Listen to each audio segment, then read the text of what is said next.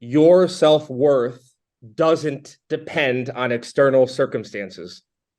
Your self-worth does not depend on external circumstances. And this is where I share with others that they have purpose, they have infinite value, and they have a reason for being here on the planet.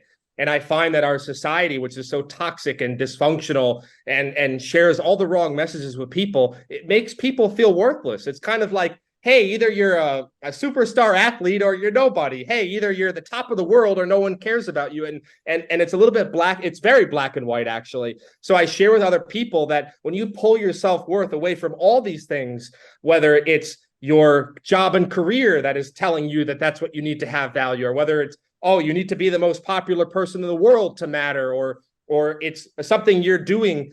Yes, it's good to care about those things, but you have to realize that your self-worth is infinite as a person.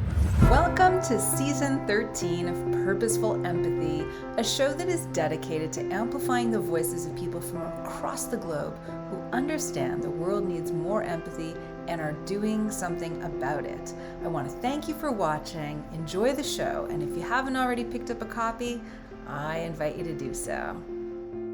Welcome to a new episode of Purposeful Empathy. Today, I'm joined by Jeff Davis, who has the energy of the Energizer Bunny, and I'm very excited for this conversation. Jeff is the award-winning author of 3 books, including the Amazon bestseller, The Power of Authentic Leadership, Activating the 13 Keys to Achieving Prosperity Through Authenticity, and award winner of Reach Your Mountaintop, 10 Keys to Finding the Hidden Opportunity in Your Setbacks, Flipping What You've Heard on Its Head, and Achieving Legendary Goals. I love these book titles, and the top 3, the top 10, awesome. He's also a blogger, speaker, mental health advocate, and consultant. Jeff has delivered keynotes internationally and is an expert in mental health, authentic leadership, and resiliency. He's a TEDx speaker. We're going to include that in the show notes, including all the information about his books. He's a Forbes contributor, regularly featured on top podcasts around the world. And on the flip side, he also interviews senators, CEOs, and New York Times bestselling authors himself. He's often referred to as the Muhammad Ali of mental health, and Jeff is known for his openness and willingness to go deep. Welcome to the show, Jeff. Dr. Anita, it's a pleasure to be here, and I'm really excited for our conversation today. Awesome. So before we get into sort of like all the questions I want to ask you about empathy and its role in your life, I may ask for the backstory, right? You're a mental health advocate. Tell us why this work that you do is so meaningful to you and what has brought you to this moment. Yes, well, thank you for asking. And this is indeed the core reason of everything that I do. It's my why, it's my fuel, it's everything. So I'm in my early 30s now, going on mid 30s. So let's go back in time 16 years ago. So when I was 17 years old, I was a senior in high school, and society, which is always interesting, tells you, oh, your last year of high school is the best year. And it just so happened that it was the worst year of my life. And I had all of these goals and dreams for that year, and it just went down the crapper. I was getting abused in areas of my life. I was dealing with severe bullies, and I had a lot of unexpected setbacks with sports. And I'm very sad to say that I actually got a depression, a clinical depression, by the way. It was very serious. I mean, this was no joke whatsoever. I was at a all boys competitive, highly competitive private high school, and it was so unsafe there. And that's just my honest experience. It was very unsafe. I did reach out for help. You know, people always say, oh, well, you know, if you're struggling, reach out for help. Well, I did. And I'm just going to say it bluntly, in my experience, no one cared. I was reaching out to guidance counselors and teachers, and they were just so wrapped up in their own stuff. So I'm making a long story really short here, but in the senior year of my high school of career, so I'm about to go into college. I'm 17. I should be excited for life, but I had this clinical depression. And then with this intense abuse I was experiencing and no self-esteem, one night, a dark night of my soul, I went to the garage, I picked up the rope, and I very nearly took my own life. I started walking to the tree. I just wanted to get out of the pain. This was a very dark, very, very dark moment for me. And just before I was about to take my own life, there was like a spark of hope that went off inside me. the spark of hope. I don't know where it came from, a higher power, an unexpected source. I'm so grateful for that. It said, Jeff, put down the rope, go back to bed. Someday you'll share this to help others. And thankfully I listened to that spark of hope. And then the one thing I'll add in here to complete this opening story is that I reached out to a very dear friend of mine, and he said, Jeff, I have to tell you, no one cares. And I promise from the bottom of my heart, I'm not in any way whatsoever resentful. I know he was a kid just like me, but let me tell you, like, the fact that someone told me at my worst moment, no one cares, was one of the most painful things I've ever heard. And that is my why. That's why I care so much. That's why I do what I do, because I want to show the world there's someone out there who cares. So that's the fuel of everything I do in this world. Wow, that's dramatic. And I'm glad you had that spark of hope. Obviously, it's what saved your life. So when you talk about mental health and the fact that you are a mental health advocate, what is your principal message, like when you're talking to different audiences, and what do you suppose like really resonates with the people who are listening to you?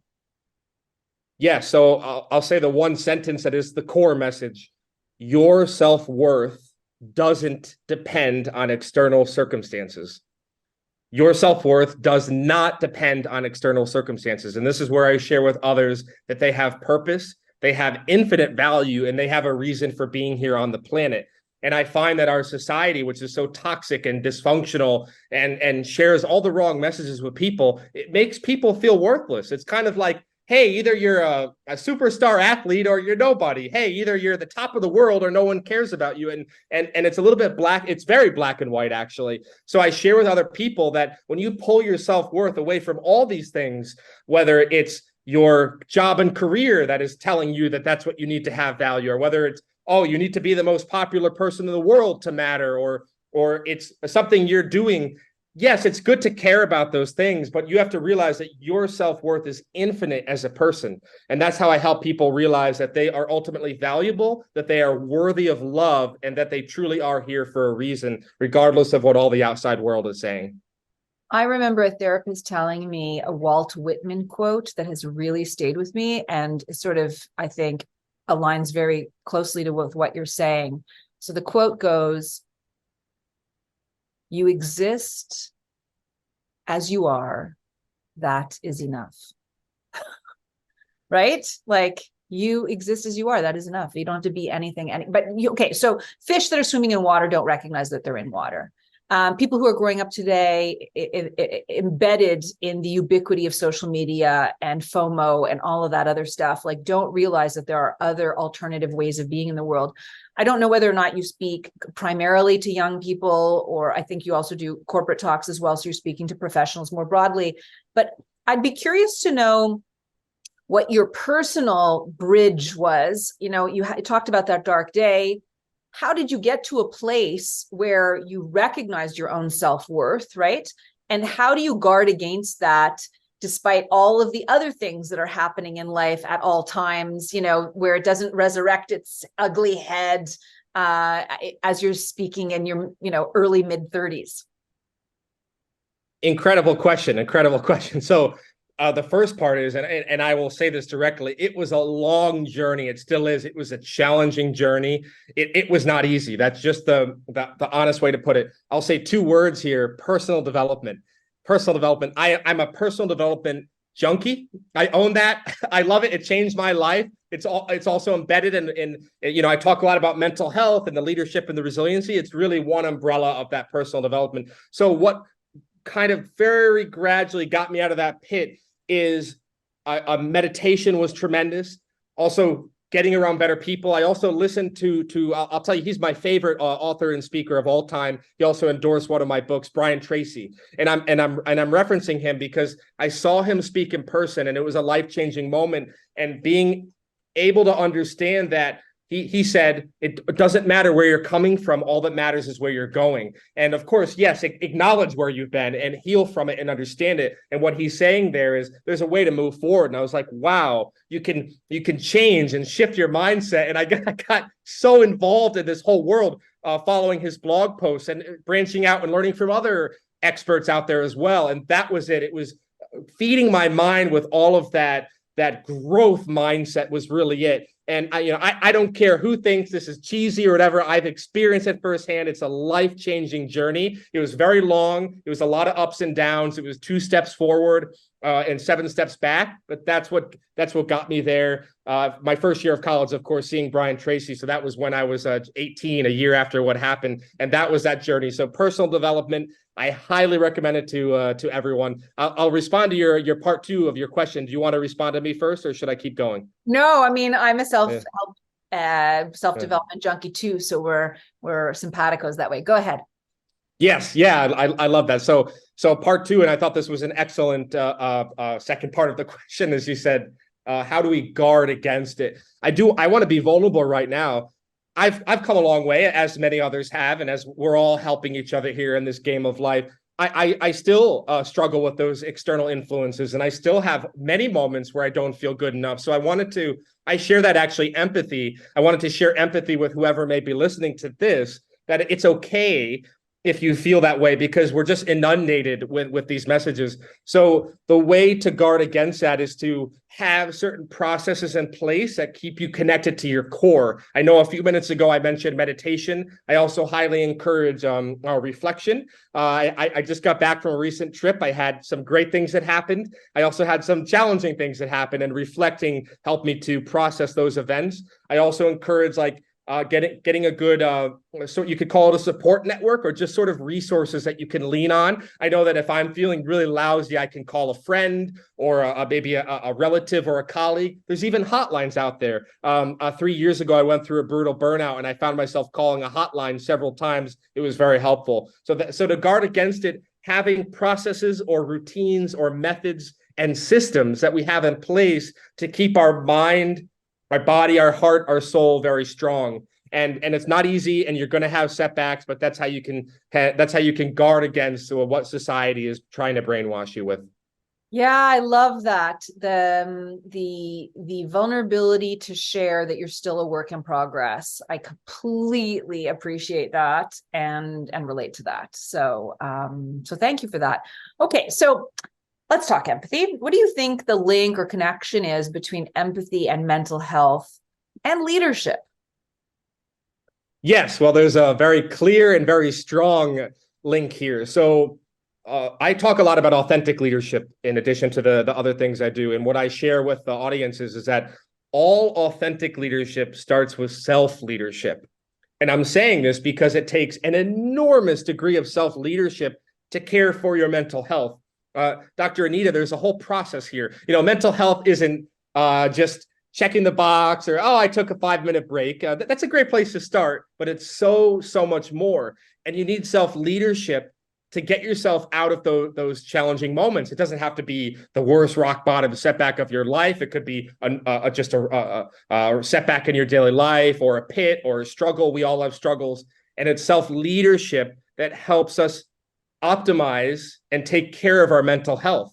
It takes self-leadership to reach out to a friend or a colleague. It takes self-leadership to connect with a therapist or a psychologist or a psychotherapist. I've been in therapy in the past. Many others have as well. And that takes enormous leadership and self-leadership. So that's a direct link between leadership and mental health. And then we throw empathy into the mix here, which is the great elixir, the great X factor.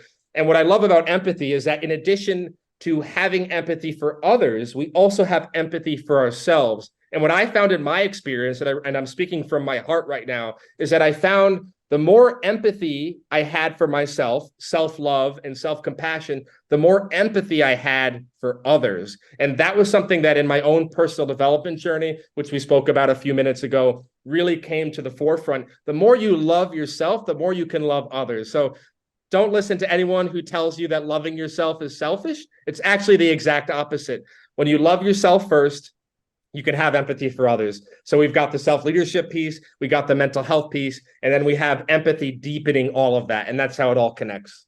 Love it. So, in the workplace, or in life in general, in relationships, how do you suppose we can interface with people who lack empathy, right? How do we manage those relationships? Yeah, that's a very important question to consider, because there are a lot of people struggling with that, especially in the workplace and other areas of their life. So I'm going to share some tips and methods, and feel free to take what resonates with you. So one thing I want to share here is, and I'm going to explain it, is to have empathy for people who lack empathy. And at surface, that may sound like, oh, let's all hold hands and sing Kumbaya. And I promise I do not mean it like that. I'm all for standing up for yourself. And when I share this, I'm not talking about letting other people walk all over you. You can stand up for yourself in the right way. You can share what you need to share. I say this because it helps you feel more peaceful inside. This is another huge thing that I've shared with a lot of people, that when you have empathy for someone who lacks empathy, you feel less angry and vengeful and resentful. And, you know, I'm being very vulnerable on this call right now. I've had many moments in my life where I've had anger and resentment boil up. And the way I sort of contain that dragon, as I said, okay, this person is a total jerk, but what is going on in their life that they must be acting that way? And that doesn't take away your pain. So this is what I mean, where I'm not saying, oh, let's all hold hands, everything's fine now. No. It's still an impossibly difficult situation, but we're having empathy for them. In addition, calming down our own demons. I'll just share another couple quick things to bring this question together. Another thing that I highly recommend doing is, if you're in a one-on-one conversation, to ask them questions to see if they can see a little bit of their own behavior. Now, this doesn't always work, but it does work sometimes. When it does work, it's really, really powerful. They're gentle questions. They're like, well, if that happened to you, how would you feel? Or how is the team feeling and reacting? Or another good, why did you do that? And you're not poking them. It's not passive aggressiveness. You're not also trying to change them, because if you try to change them, they're going to become very defensive. But okay, they don't have empathy, but maybe if you do it gently and respectfully, you can get them to see their own behavior through their own eyes. So you're not trying to get them to understand you. You're actually trying to get them to see the impact of their behavior on others. Here's how it's affecting the team. Okay, and I know you have more to say, but can I interrupt just to share an example from my life of seeing that happen? Please do. Okay, so I was working in a building on McGill campus, university campus, and there was one side of the street where if you showed up at a very particular time in the morning between 8 and 9 a.m. and you sat in the car until 9 a.m. reading your newspaper or whatever and drinking your coffee, you could park for the rest of the day for free. There were just like a few spots like that. And I was working from that building. I parked in a spot, and my sister for a short period of time was working in the same building and was also driving in with a car. And she had surgery, like small minor surgery that day. So she would have to leave. And I wanted her to get the last spot. I got the penultimate spot. I wanted her to get the last spot so she could just like leave the office and go to her medical appointment. So I physically got out of the car. I stood in the last spot and to hold it for her. And 2 minutes later, a car came around the corner and wanted that spot. And I explained to the woman, I said, I'm holding this for my sister. I hope you don't mind. And it was a Monday or Tuesday morning, like not even 9 o'clock in the morning. My sister was on her way. And this lady in her car, the vitriol that was spewing at me, like she was just, it was like swearing like a sailor, but it was so aggressive that I actually physically got like sick to my stomach, scared, like heart palpitation. And she was like, if you don't move, I'm going to run over you. You know, like it was just so bad. And I remember like I was trembling and I just said to her, is this who you are on a Monday morning?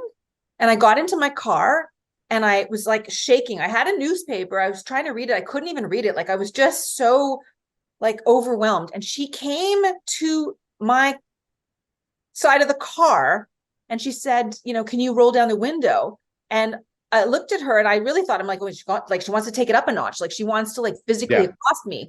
She's like, could you come out of the car? And I was like, I was afraid of her, but for some reason I just felt compelled. So I got out of the car and she took me by the wrists. She held my hands by the wrists and she looked at me and she said, no, this isn't who I am on a Monday morning. This isn't who I am at all. And we got to talking and we even hugged, and she went on and I went on with our day, and it was like behind us. And about 10 days later, I hadn't given her my email address. All I told her is that I worked in this building. Anyway, she somehow managed to track me down, and she sent me an email. And she said that evening she got home and she was talking to her husband. They were both graduate students from like another province in the eastern part of Canada. And they had a big conversation that night. She's like, this is what happened to me. She goes, I can't live here anymore like this. And he's like, me neither. And the two of them decided to pack up their stuff, move back home to the small town they were from, live a more peaceful life, and continue with their graduate degree from afar. And so I think what you just described about how asking questions with curiosity and non-judgment, is this who you are on a Monday morning, opened up for her a chance to look at herself in the mirror. So I just needed to share that because I think what you're describing is so spot on. Like, I'm grateful that I was that person that allowed her to see herself and the situation that she was in and realize this is not optimal conditions for living, and like make a big change for herself. And I'm happy for her that she did that. And it also was a story for me that an apology, when it's sincere, because she apologized to me, like it just changes everything. Like, I hated her. I was afraid of her. And that apology was from such a deep place where it was like, can I hug you? Because I see that you're suffering, and that was a gift for me.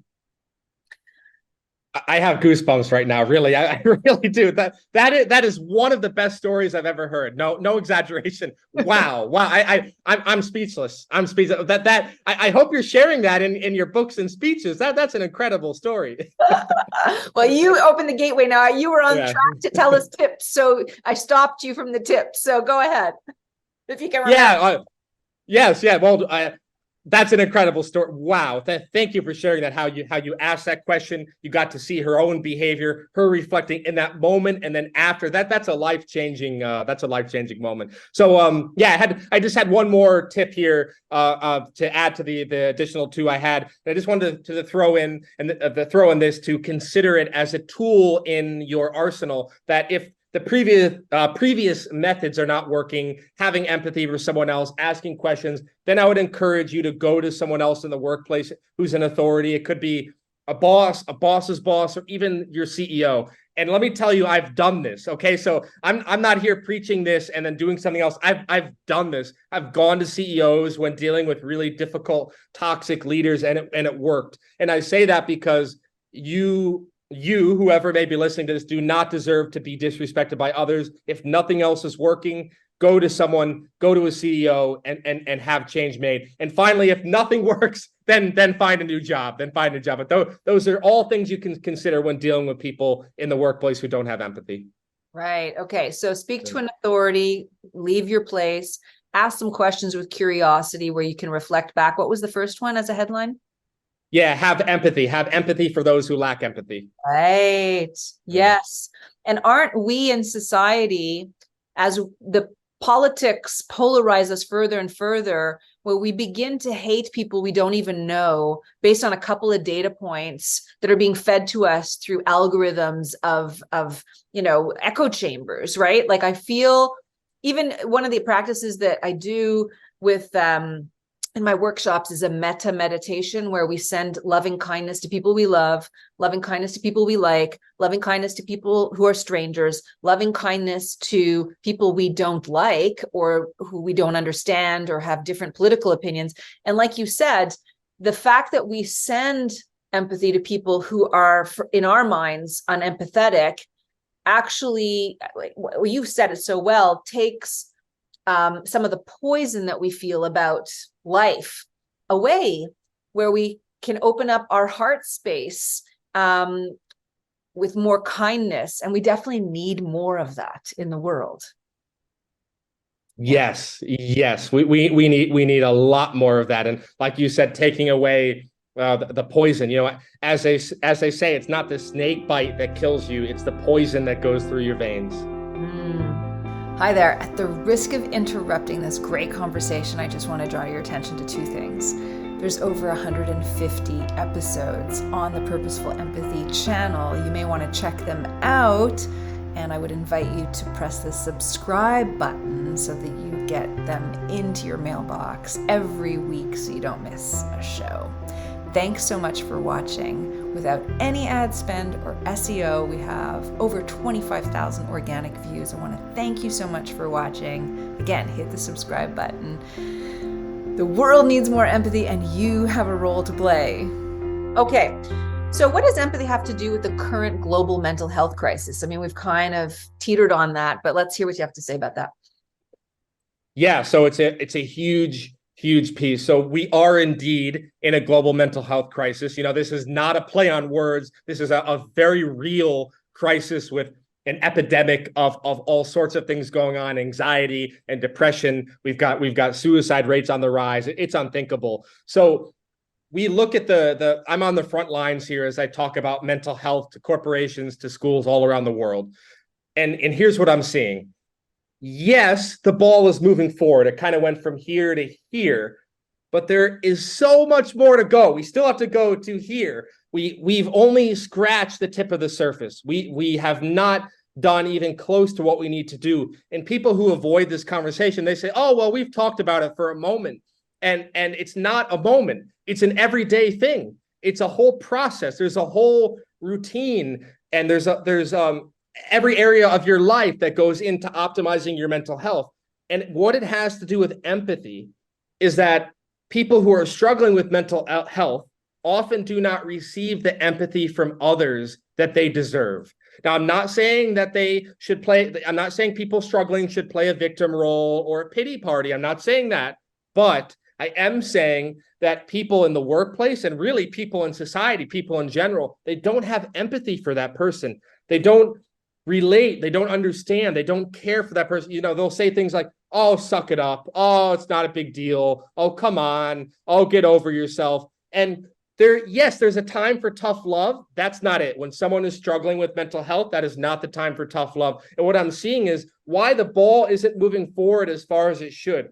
Why, despite all these people talking about mental health, why is there still a crisis going on? Why is it still an epidemic? Well, there's a lack of empathy. We're not empathizing. We're not helping. We're not caring enough for those who are struggling with their mental health.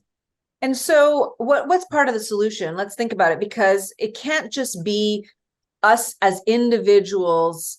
I mean, that's part of it, obviously, that us as individuals extend empathy to people in all circumstances, including people who have mental health issues. But I mean, that's only one important extension of empathy. Extend for empathy for people who are taking care of older parents or a child that is, has a learning disability. Like, there's so many life circumstances for which we should be extending empathy. So agreed that we as humans need to do that and need to learn to do more of that. But I also think at a systemic level, so whether it's at an organizational level or at the policy level or within our, the way we teach kids, academics and this sort of, the system of education, what are some of the broad things that we need to be thinking about in order for that to take place?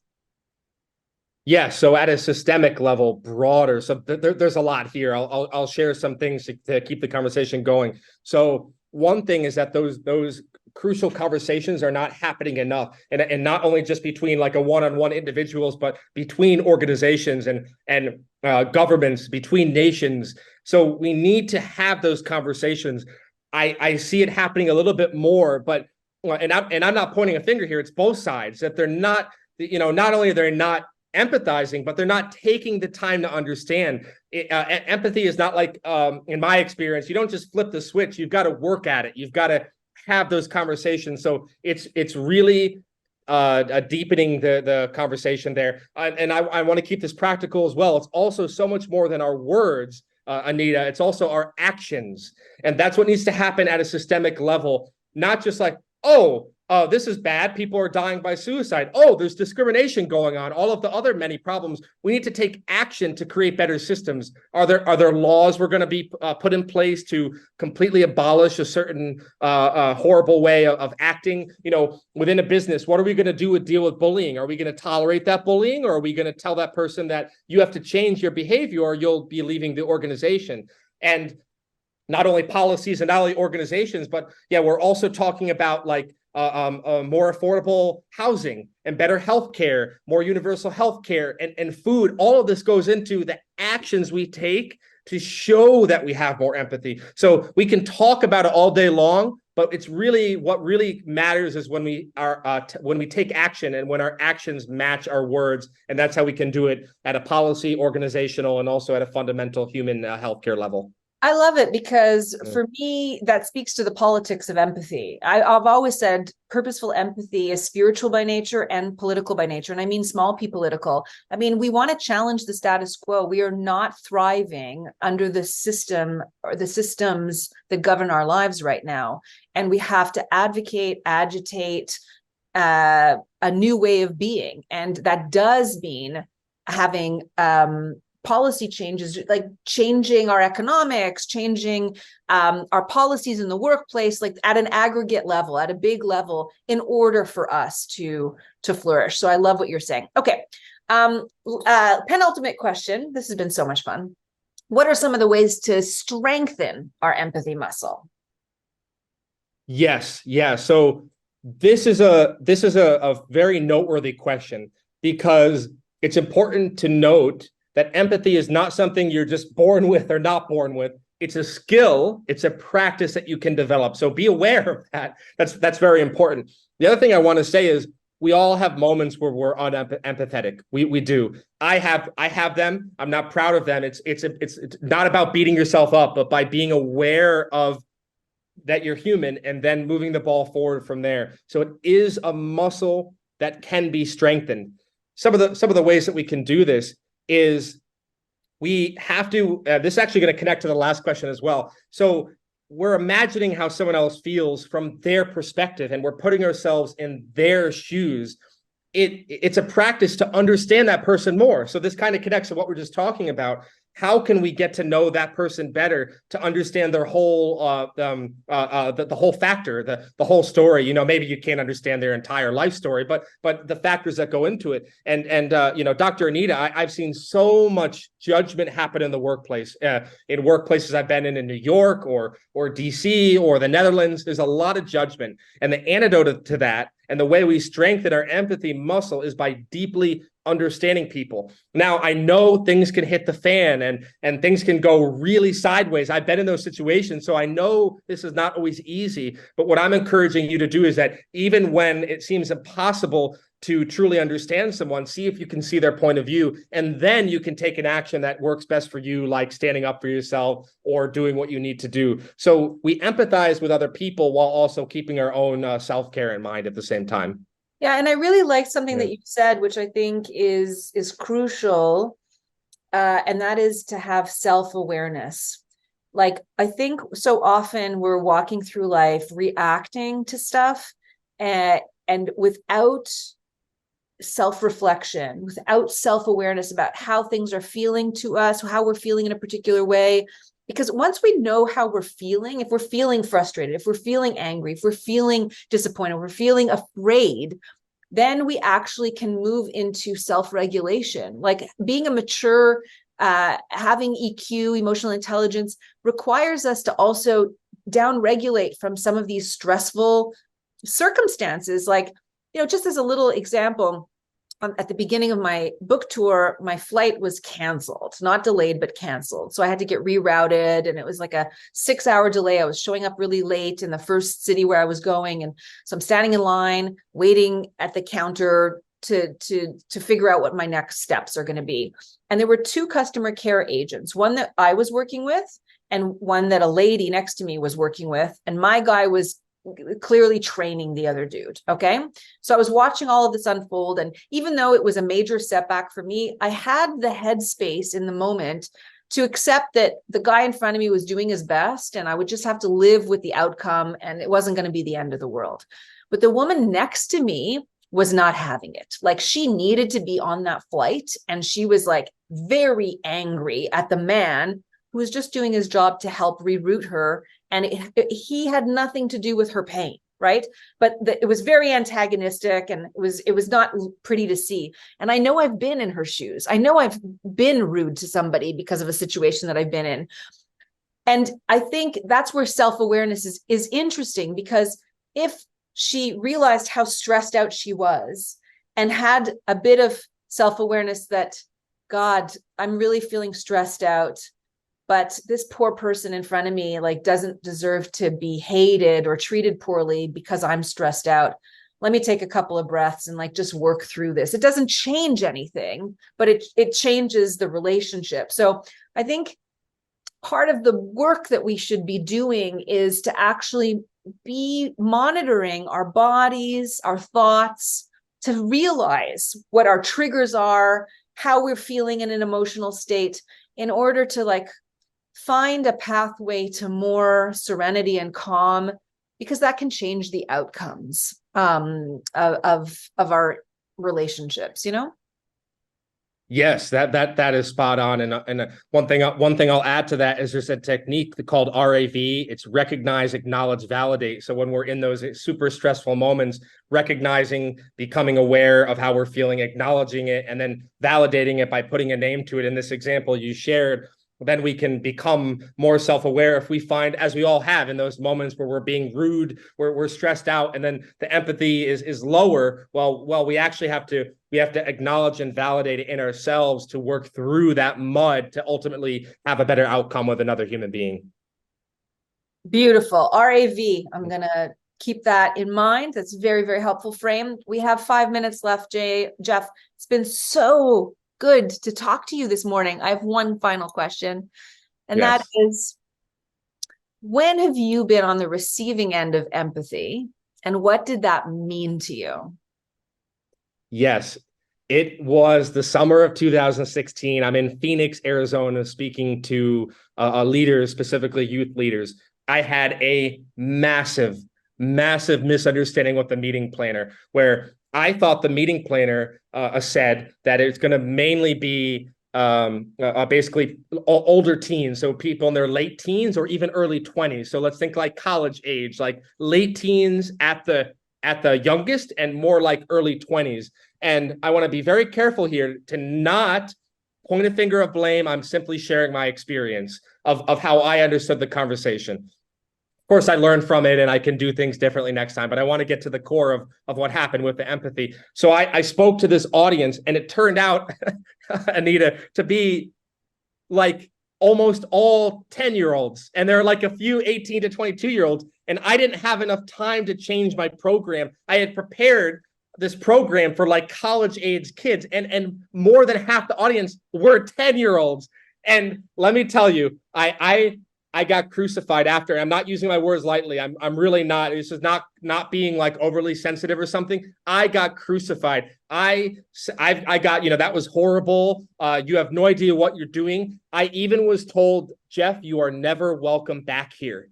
So I went to the lobby, and I'm slumped down, and I'm slumped down in the lobby, and just so happens there was someone there who I never met before, named Andrew Bryant. He's a speaker, and he's now a great colleague of mine, and in fact a friend as well. And he also provides great tips. He saw I was struggling, and he provided enormous empathy. He talked for me. He talked with me for 2 hours, even though he was going to go out with friends. He put that off, and he spoke with me. And that empathy he showed me prevented me from quitting the speaking business. I was thinking about quitting. I was destroyed. I deeply cared about the event, and I got crucified. And Andrew Bryant gave me that empathy, which eventually led to a great speaking career. So that's my story of empathy that completely changed not only that moment, but really the outcome of my whole entire career. That's an incredibly powerful story. What did he say? Was it so much that he was listening, or did he offer some advice? Like what happened that you felt so heard and held? Both. So he listened to me. He heard me. He also acknowledged it. So that's important. Like, he didn't jump into solutions. He acknowledged it. He made me feel less alone. He said, like, this can happen. It happens to all of us. I felt very alone. I felt like the meeting planner and the people there, they made me feel like, I completely screwed up. Exactly. Very small, very tiny, very worthless, really. I mean, really. And Andrew helped me see, like, oh, I have value as a speaker. Yeah, and exactly, love that. And my, I could feel the self-worth increasing. And he even said, Jeff, this will make a great story 5 years from now. And, that was in 2016. It does make for a great story. We recently met up again for some coffee, and we shared a post on social media, and people were very inspired by it. So he listened, he acknowledged, he made me feel less alone. And then, he shared some other ideas, but he didn't just jump into solution mode. He also did a lot of listening and acknowledging. And that was really important for my difficult moment. Well, thank you for sharing that very powerful story. I think the reason why I always end the conversations with this question is that there's always a nugget that we can leave with, inviting anybody who's been listening or watching, and myself as the host, to say, what can I do today that is a bit of that? How can I help somebody who's down and out about whatever, who's feeling small, and let them feel like they're worth something? As you circling back to the very beginning, what was that sentence that you said at the very beginning? Your self-worth doesn't depend on external circumstances. Beautiful. And he helped you see that in that moment. Yes. Jeff, I knew this was going to be a great conversation. It has been a great conversation. The work you do is so important. It is so clear to me that you're in full alignment with your purpose in life. I wish you all the best. We'll have all the information for people who've been watching, listening, to get in touch with you, get in touch with your material, your content. I look forward to meeting you hopefully one day. Have a great day. Thanks so much for watching and listening, everyone. We'll see you next week at Purposeful Empathy. Thanks so much for watching this episode, and I hope you'll consider subscribing to the channel.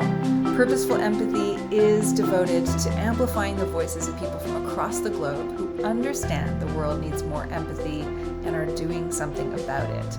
You've just done something about it by watching the show. Again, subscribe if you can, and consider picking up a copy today.